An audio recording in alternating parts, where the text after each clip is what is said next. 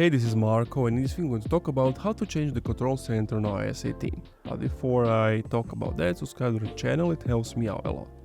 So we want to pull down from right side to the bottom, and this is the control center.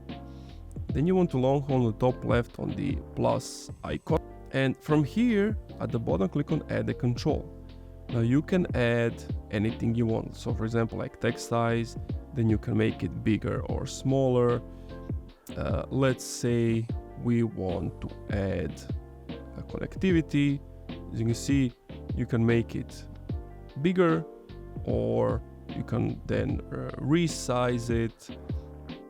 You can play around with it. So that's basically how you change the controls in Control Center. You can add things, remove things.